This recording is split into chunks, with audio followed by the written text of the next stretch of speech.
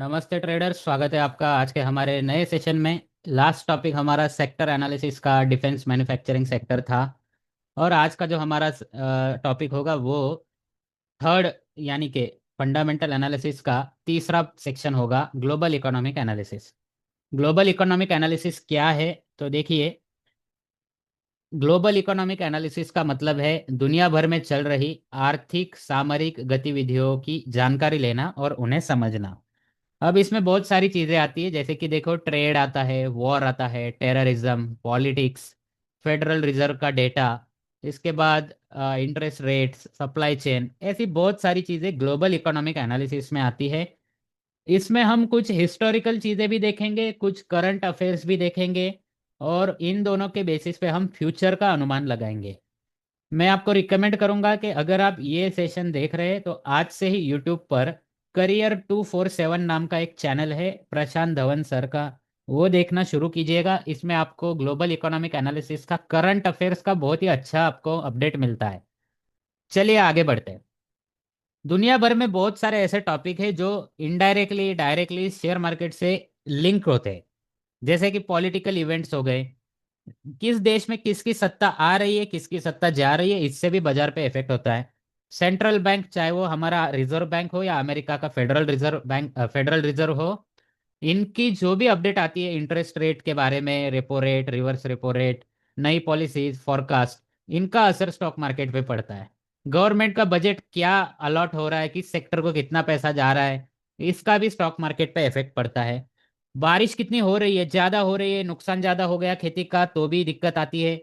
बारिश कम हुई तो भी दिक्कत आती है। बारिश अगर ठीक ठाक हुई है तो उस समय स्टॉक मार्केट भी अच्छा खासा मूव देता है। ओपेक मीटिंग, यानी कि ऑयल प्रोडक्शन करने वाली जो देश है, उनके मीटिंग का भी असर पड़ता है। वॉर एंड टेररिस्ट अटैक जो कि अभी चालू है, ईरान और इसराइल अमेरिका का वॉर चालू है, रशिया यूक्रेन चालू है, और भी बहुत सारे, हमारा भी पाकिस्तान के साथ ऑपरेशन सिंदूर हो चुका है। टेररिस्ट अटैक्स हो रहे हैं, इसका भी स्टॉक मार्केट पे इफेक्ट पड़ता है। आपको भी पता होगा, जब 26/11 हुआ था मुंबई में, तब भी स्टॉक मार्केट पे बहुत निगेटिव असर पड़ा था। जब 9/11 हुआ था अमेरिका में, तब भी स्टॉक मार्केट के अंदर बहुत ही निगेटिव इफेक्ट हुआ था। वॉर का इफेक्ट तो हम लोग देख ही रहे, निफ्टी 26,000 से अब सीधा 23,500 के आसपास ट्रेड कर रहा है। रेटिंग एजेंसीज ने भी अपनी रेटिंग्स बहुत सारे स्टॉक्स को घटा दी है, क्योंकि दुनिया का फ्यूचर अभी फिलहाल ठीक नहीं दिख रहा। तो रेटिंग एजेंसीज ने भी अलग अलग कंट्रीज की रेटिंग, अलग अलग स्टॉक्स की रेटिंग घटा दी है। रेटिंग एजेंसीज का भी स्टॉक के ऊपर बहुत इंपॉर्टेंट इफेक्ट पड़ता है। इंडिया वीआईएक्स वोलेटिलिटी इंडेक्स होता है, उसका भी इफेक्ट होता है। स्कैंडल, आपको भी पता है कि बीच में आईडीएफसी फर्स्ट बैंक का लेटेस्ट स्कैंडल हुआ था, हरियाणा के एक ब्रांच में 512 करोड़ का घोटाला हुआ था। उस दिन आईडीएफसी फर्स्ट बैंक लगभग 12% नीचे गिरा था।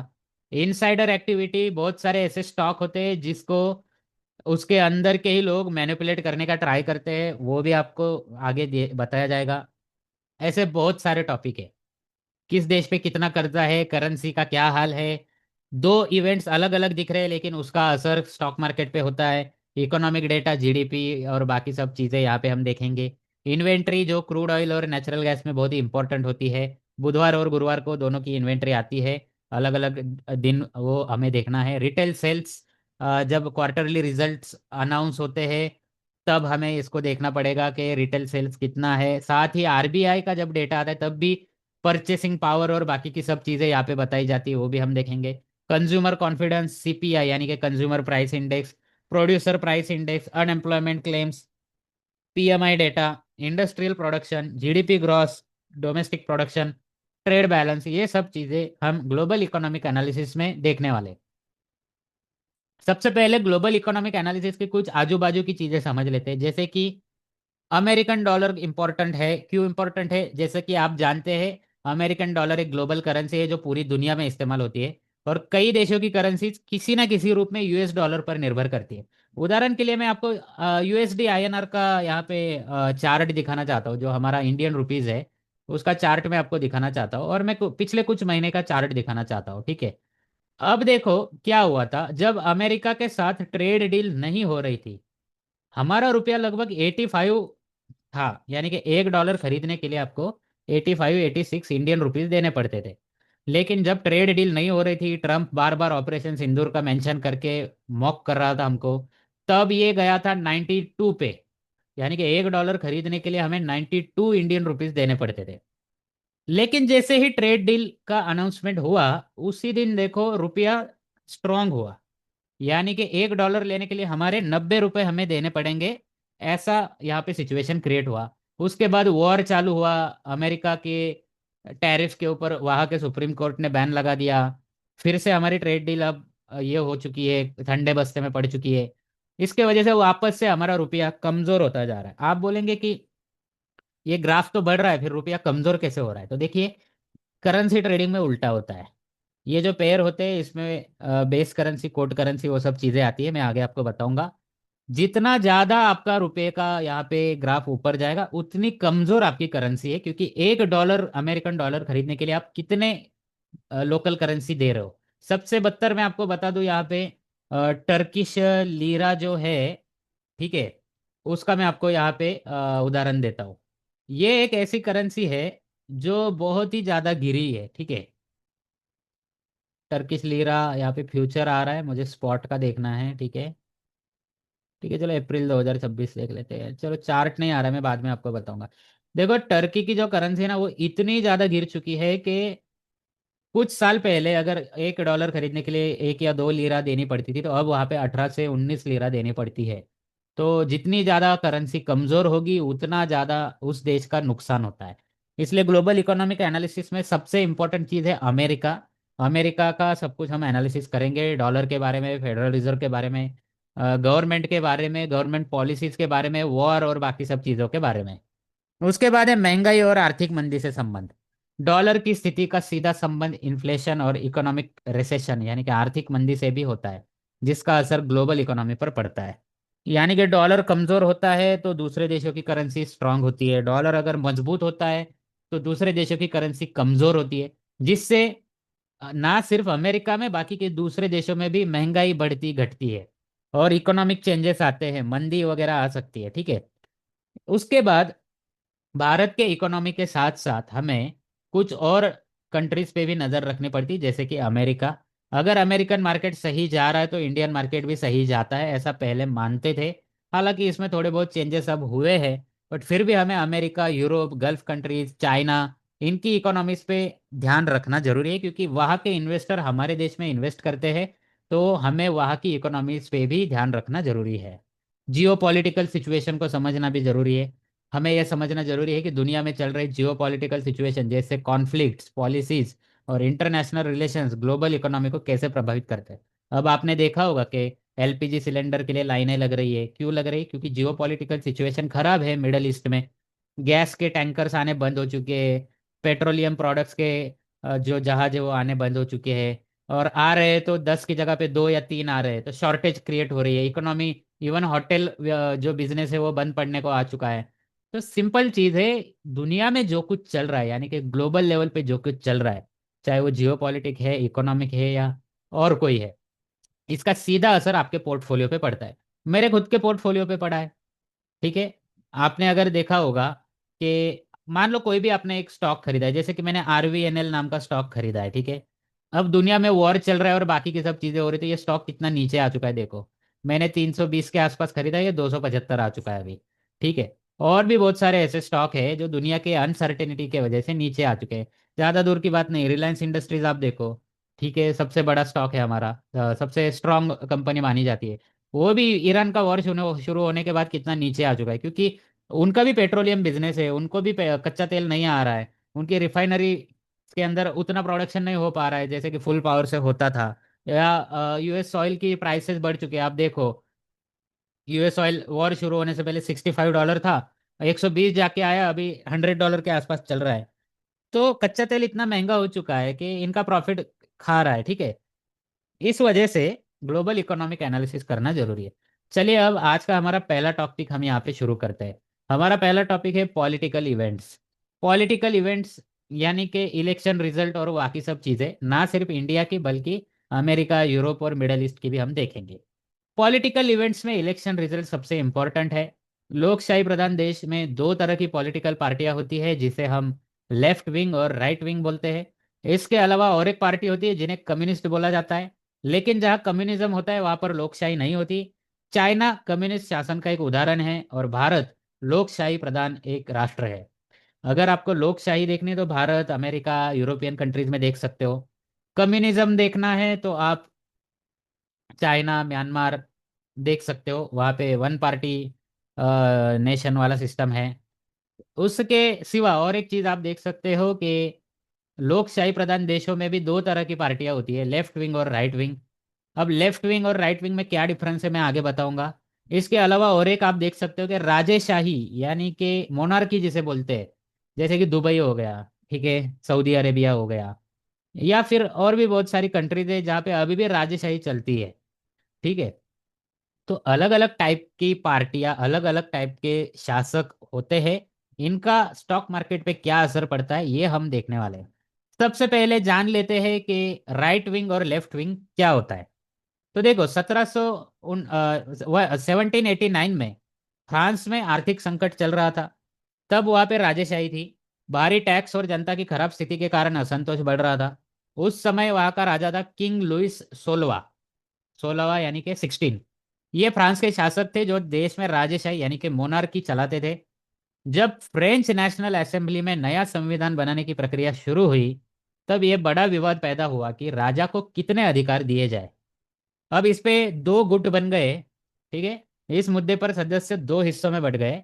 जो सदस्य राजेशाही के खिलाफ थे और बदलाव के समर्थन में थे, वो पोडियम के लेफ्ट साइड पे बैठ गए, ठीक है। यानी कि जो स्पीकर होते हैं ना संसद में, उसी तरह से वहां पे पीठासीन अधिकारी थे, उनके लेफ्ट साइड में जाके बैठ गए। जबकि जो सदस्य राजेशाही और पारंपरिक व्यवस्था के समर्थक थे, वो राइट साइड पे बैठ गए। और इसी घटना की वजह से लेफ्ट विंग और राइट विंग चालू हुआ था, ठीक है। अब देखो लेफ्ट विंग और राइट विंग, इनके बीच में डिफरेंस क्या होता है। तो देखो लेफ्ट विंग और राइट विंग ऐसे राजनीतिक विचार है जिनके आधार पर अलग अलग पार्टियां अपने अपने देश की पॉलिसीज को डिसाइड करती है। दोनों प्रकार की पार्टियां अपने देश से प्रेम तो करती ही है, लेकिन फर्क इतना है कि देश के विकास और समाज को आगे बढ़ाने के उनके तरीके अलग होते हैं। तो क्या डिफरेंस है देखो। लेफ्ट विंग विचारधारा सामाजिक समानता पर अधिक जोर देती है, यानी कि हिंदू मुस्लिम एक है, जाति भेद नहीं करना है, सबको समान अधिकार दिया जाए। इस विचार के अनुसार सरकार को ऐसी नीतियां बनानी चाहिए जो समाज के सभी वर्गों को वेलफेयर और विकास और आर्थिक संतुलन को बढ़ावा दे। अगर भारत की बात करें तो कांग्रेस पार्टी हो गई। कांग्रेस पार्टी एक लेफ्ट विंग पार्टी है जो देश को सामाजिक समानता के साथ आगे बढ़ाना चाहती थी या चाहती है। वहीं पे राइट विंग विचारधारा अपनी परंपराओं को, संस्कृति को और राष्ट्रीय मूल्यों को ज्यादा महत्व देती है। इसके साथ साथ आप आर्थिक विकास और मजबूत राष्ट्र और स्थिर नीतियों पर भी जोर देते। अभी देखो कांग्रेस के टाइम पे योगा डे मनाया जाता था, नहीं जाता था। कांग्रेस के टाइम पे राम मंदिर का जो इश्यू था वो इतने दिन से पेंडिंग था। कांग्रेस के टाइम पे आपको कश्मीर का इश्यू इतने टाइम से पेंडिंग था, क्योंकि वो किसी को नाराज नहीं करना चाहते थे, सबको खुश रखना चाहते थे, ठीक है। और बीजेपी आने के बाद उन्होंने क्या किया, अपनी परंपराओं को ज्यादा इंपॉर्टेंस देना शुरू किया, योगा को प्रमोट किया, वसुधैव कुटुंबकम नीति को प्रमोट किया, ठीक है। होली आप देखो, विदेशों से इतने सारे टूरिस्ट आते हैं होली खेलने के लिए इंडिया में, ठीक है, उसको प्रमोट किया, यानी कि परंपराओं को, संस्कृति को प्रमोट किया। साथ ही देश का विकास भी किया। ऐसे बोल्ड डिसीजन लिए जो किसी एक समाज को दुखी कर सकते थे बट देश के विकास के लिए इंपॉर्टेंट थे। तो ये राइट विंग विचारधारा होती है जो कि बीजेपी और एनडीए की सरकार अभी आजमा के चल रही है। अब देखो लेफ्ट और राइट दोनों विचारधाराएं मुख्य रूप से वेस्टर्न कंट्रीज से आई है, जैसे कि फ्रांस से आई, मैंने बताया। भारत जैसे विविधता वाले देश में इन्हें डायरेक्ट लागू करना हमेशा आसान नहीं होता, क्योंकि हमारे यहाँ पे अलग अलग राज्य है, अलग अलग भाषाएं हैं, अलग अलग परंपराएं हैं, अलग अलग खाना है, अलग अलग विचार है। तो डायरेक्टली हम फ्रांस के विचार हमारे यहाँ पे नहीं लागू कर सकते, लेकिन कई बार इनके मतभेदों का फायदा बाहरी या आंतरिक तत्व भी उठा सकते हैं। जैसे कि कांग्रेस के टाइम पे पाकिस्तान ने बहुत फायदा उठाया इसका। कांग्रेस हमारे मुसलमान भाइयों को नाराज नहीं करना चाहती थी, लेकिन फर्क ये होता था कि फिर पाकिस्तान इसका फायदा लेता था। कुछ लोगों के विचारों को ब्रेन वॉश करके हमारे ही देश के खिलाफ भड़काना, आतंकवादी गतिविधियों में उनको शामिल करवाना। इनके वजह से क्या होता था कि एक दो लोगों की वजह से पूरे समाज का नाम बदनाम होता था। लेकिन अब आप देख सकते हैं कि बीजेपी के आने के बाद सिक्योरिटी पॉलिसीज चेंज हुई, अजीत डोभाल जी ने ये सब संभाल लिया। और ये सब चीजें बंद होने को आई है, ठीक है। तो बाहरी ताकतें क्या करते हैं, लेफ्ट विंग का कभी कभी फायदा भी उठाते हैं, ठीक है। अब देखो, इसलिए जब लेफ्ट विंग और राइट विंग विचारों के बीच सही बैलेंस बनाया जाता है तब बेहतर पॉलिसीज बनती है। इसी कारण पॉलिटिकल इवेंट्स, खास करके इलेक्शन रिजल्ट, इकोनॉमी और स्टॉक मार्केट के लिए इंपॉर्टेंट होते हैं। आपने भी देखा होगा कि मैं आपको सिंपल एक निफ्टी का चार्ट दिखाता हूँ, ठीक है। आप निफ्टी 50 का चार्ट देखो, मैं पिछले 20 साल का चार्ट दिखाता हूँ। मंथली यहाँ पे मैं लेता हूँ टाइम फ्रेम। अब देखो, 2014 में मोदी जी की सरकार आई थी, तब निफ्टी कितना था, 6200 के आसपास चल रहा था, ठीक है। अब 2026 यानी कि लगभग 12 साल में ये 26,000 आ चुका है, यानी कि 3 गुना से भी ज्यादा हुआ है। अब 2014 से पहले के 10 साल देखते हैं, 2004 से, तो 1100 था निफ्टी, ठीक है। 2008 तक अच्छा खासा ग्रोथ हमें देखने को मिला था, 2007 तक, बट बाद में 2008 में मंदी आ गई। मंदी के बाद से रिकवरी में हमें बहुत ज़्यादा टाइम लगा, ठीक है। 2007 के आसपास 6,300 पे निफ्टी था, वहां से आया 2,000 के नीचे गिरा था, और वापस 6,300 आने में लगभग हमें अगले 7 साल लगे थे, ठीक है। तो जो कांग्रेस गवर्नमेंट के जो लास्ट वाले 5 साल थे ना, 2014 से पहले के, वहां पे आप देख सकते हैं कि जो ग्रोथ पहले उन्होंने दिखाई थी वो उस तरह से नहीं दिखा पाए थे, बहुत सारी चीजें हुई थी उस समय पे, ठीक है। कहने का मतलब है, जितनी ग्रोथ लास्ट के 12 साल में दिख रही है, उतनी ग्रोथ उससे पहले के 12 साल में नहीं दिखी थी। उससे भी ज्यादा ग्रोथ हमें देखनी चाहिए थी, ठीक है। आप देखेंगे फ्लैट लाइन दिख रहे हैं, अगर परसेंटेज में गिना जाए तो अच्छा खासा ग्रोथ है, ठीक है, लेकिन इससे भी ज्यादा हो सकती थी। तो अगर कांग्रेस के टाइम पे, यानी कि 2014 से पहले, अगर निफ्टी 10-12 हजार के आसपास ट्रेड कर रहा होता तो आज शायद वो 50,000 को टच किया होता, ठीक है, और भी बूस्ट मिल जाता। तो लेफ्ट विंग राइट विंग का क्या इफेक्ट होता है, ये मैंने आपको बताया। यहाँ पे कुछ नेता है, आप देखेंगे ऊपर जितने भी नेता है ये सब राइट विंग के नेता है। नीचे जितने दिख रहे, सॉरी हाँ, नीचे जो है वो लेफ्ट विंग के नेता है, ठीक है। स्टॉक मार्केट के साथ क्या रिलेशन है इन सब चीजों का, तो देखिए, गवर्नमेंट पॉलिसी का इम्पैक्ट होता है। नई सरकार की पॉलिसी जैसे टैक्स रिफॉर्म्स और स्पेंडिंग स्टॉक मार्केट के सेक्टर को सीधे प्रभावित करती है। देखिए, पहले कांग्रेस के टाइम पे रोड और इंफ्रास्ट्रक्चर को बिल्कुल पैसा कम दिया जाता था, इसलिए भारत के अंदर रोड अच्छे नहीं थे, ठीक है। गांव गांव में लाइट नहीं थी, घर घर में गैस कनेक्शन नहीं थे, बैंक में किसी का अकाउंट नहीं होता था, यूपीआई तो छोड़ो, किसी के पास इंटरनेट भी नहीं होता था। यानी कि पॉलिसी पूरी गलत थी। आप चाहे कितनी भी गालियां दो नरेंद्र मोदी जी को, ठीक है, कितने भी उनके आपको निर्णय पसंद हो नहीं हो, लेकिन आप ये चीज एक एडमिट आपको करनी पड़ेगी, कंपेयर टू 2014 से पहले के 10 साल गवर्नमेंट पॉलिसीज में इम्पैक्ट हुआ। रोड बने, लाइटें आई, गैस आए, यूपीआई आया, सब कुछ ये हुआ, इजी हुआ। नोटबंदी हुई लेकिन उसका फायदा ही हुआ है। आप, हर कोई बताता है कि नोटबंदी से प्रॉब्लम हुआ, जीएसटी से प्रॉब्लम हुआ, देखो आम लोगों को फायदा हुआ है, ठीक है। वो एक महीना देखो, अगर आपको बच्चे चाहिए तो 9 महीने आपके वाइफ को या आपको सब कुछ सहन करना ही पड़ता है। उसी तरह से आपको अगर आगे कुछ अच्छा चाहिए तो थोड़ा बहुत तो सहन करना ही पड़ता है। मैं भी लाइन में खड़ा था, ठीक है, मैंने भी लाइन में खड़े होके बहुत कुछ नोट चेंज करवाए, एटीएम से पैसे निकाले, सब कुछ किया है। लेकिन अब उसका फायदा दिख रहा है, ठीक है, नहीं तो बैंकिंग सिस्टम भी पूरा कोलैप्स हो चुका था। इन्वेस्टर सेंटिमेंट, पॉलिटिकल स्टेबिलिटी से इन्वेस्टर कॉन्फिडेंस बढ़ता है, जबकि पॉलिटिकल अनसर्टेनिटी से मार्केट में वोलेटिलिटी बढ़ जाती है। देखो, जो बाइडन थे ना, तब तक अमेरिका के मार्केट में लोग पैसा डाल रहे थे, बट अब हुआ क्या है पता है, कि ट्रम्प के आने के बाद से, उसके टैरिफ वैरिफ लगाने के बाद से अमेरिका के बॉन्ड मार्केट से ना पैसा निकाला जा रहा है, खास करके यूरोप। भारत ने भी अपने बहुत सारे बॉन्ड बेच दिए, क्योंकि पॉलिटिकल स्टेबिलिटी नहीं है। ट्रम्प आधी रात को क्या ट्वीट कर देगा किसी को पता नहीं है। यूरोप को कभी धमकाएगा, कभी भारत को धमकाएगा, किसी देश के राष्ट्रपति को उठवाएगा, किसी देश पे बॉम्ब डालेगा। इससे क्या हुआ है, अभी ना अमेरिका के बॉन्ड मार्केट से सारे देश पैसे निकाल रहे हैं, तो इन्वेस्टर का सेंटिमेंट चेंज हो चुका है, ठीक है। साथ ही अमेरिका का और इंडिया का कुछ जम नहीं रहा है फिलहाल। इस वजह से हमारे मार्केट से भी बाहर के इन्वेस्टर पैसा निकाल रहे हैं, ठीक है। सरकार की इकोनॉमिक डायरेक्शन क्या होती है, देखो, सरकार की इकोनॉमिक विजन और development plans long term market trend को प्रभावित करते हैं। आपने देखा होगा 2047 का टारगेट सरकार ने रखा है कि विकसित भारत बनाना है, उस हिसाब से अच्छे खासे डेवलपमेंट्स किए जा रहे हैं। ये ऐसे कामों में आपको फर्क दिखने में समय लगता है। तो सरकार अच्छी तरह से आगे बढ़ रही है, हमें बस थोड़ा डिटेल में एनालिसिस करना जरूरी है, ठीक है। हाई मार्केट वॉलेटिलिटी, जब इलेक्शन रिजल्ट होता है, बजट अनाउंसमेंट होती है, या मेजर कोई पॉलिटिकल इवेंट्स होता है, जैसे कि अभी बंगाल के और केरला हो गए, या फिर तमिलनाडु के इलेक्शंस आ रहे हैं, ऐसे सिचुएशन में मार्केट में तेजी से मूवमेंट आता है। तो जो शॉर्ट टर्म पोजिशनल या इंट्राडे ट्रेडर्स है ना, वो कम समय में अच्छा प्रॉफिट कमा सकते हैं। ठीक है। Sector specific impact, infrastructure, defence, banking और पीएसयू सेक्टर पर पॉलिटिकल डिसीजन का ज़्यादा असर पड़ता है। मैं आपको यहाँ पे एक इंडेक्स दिखाता हूँ, ठीक है। निफ्टी इंफ्रा, ठीक है।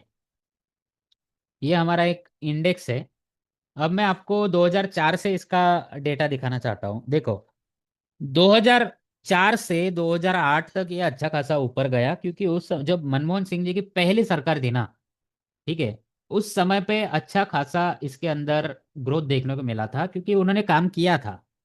बट बाद में जब दूसरी टर्म सरकार आई कांग्रेस की, तब ये डिक्लाइन में चला गया। आप देख सकते हैं, काम ही नहीं हुआ 2014 तक। फिर 2014 से काम शुरू हुआ, लेकिन उसका इम्पैक्ट दिखना 2016-17 से शुरू हुआ। जो प्रोजेक्ट नरेंद्र मोदी जी, नितिन गडकरी जी ने रोड के, बाकी चीज़ों के शुरू किए, वो 2017-18 से कंप्लीट होने लगे, लोगों को दिखने लगा कि हाँ भाई काम हो रहा है। उसके बाद कोविड आया, और कोविड से जो रिकवरी की है, देखो 2400 से सीधा 9500 आ गया है, और भी ऊपर जाएगा। तो ऐसे कुछ सेक्टर्स है जिसके ऊपर सरकार चेंज होने के बाद ज्यादा फोकस किया जाता है। जैसे कि बैंकिंग के ऊपर भी बहुत फोकस किया गया, तो आप बैंक निफ्टी का चार्ट देखो।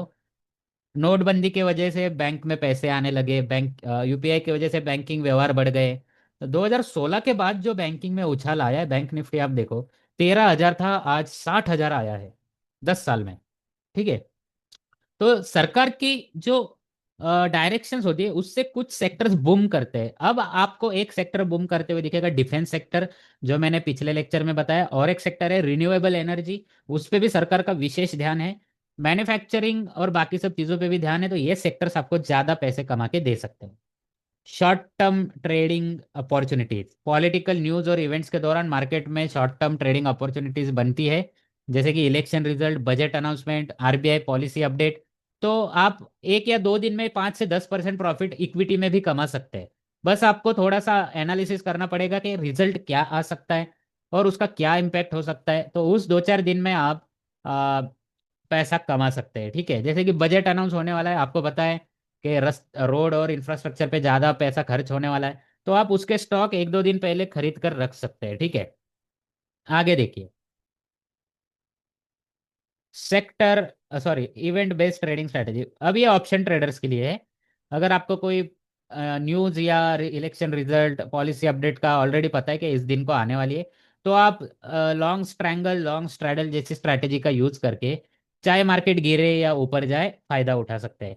सेक्टर फोकस अप्रोच, नई पॉलिसीज से फायदा होने वाले सेक्टर में ट्रेडिंग करना ज़्यादा इफेक्टिव स्ट्रैटेजी होती है। जैसे कि रिन्यूएबल एनर्जी मैंने आपको बताया, एआई का सेक्टर हो गया, डिफेंस इक्विपमेंट हो गया। इस पे अब ज़्यादा पैसा डाला जाएगा, तो इस सेक्टर में आप पैसा लगा सकते हैं। रिस्क मैनेजमेंट ज़रूरी होता है। पॉलिटिकल इवेंट्स के समय वोलेटिलिटी ज़्यादा होती है, तो स्ट्रिक्ट स्टॉप लॉस और प्रॉपर पोजीशन साइजिंग भी ज़रूरी होती है। Long term market impact, political stability और स्ट्रॉन्ग इकोनॉमिक पॉलिसी से लॉन्ग टर्म बुल रन को देखा जा सकता है, बुल रन को सपोर्ट मिलता है। यानी कि स्थिर सरकार होगी ना, तो लंबे समय के लिए आपको स्टॉक मार्केट से पैसा कमाने का मौका मिलता है। तो ये है हमारा आज का टॉपिक, जिसका नाम है पॉलिटिकल इवेंट्स। अगले सेशन में हम सेंट्रल बैंक देखेंगे, फिर वो भारत की रिजर्व बैंक हो या अमेरिका की फेडरल रिजर्व हो। तब तक के लिए धन्यवाद। Good night.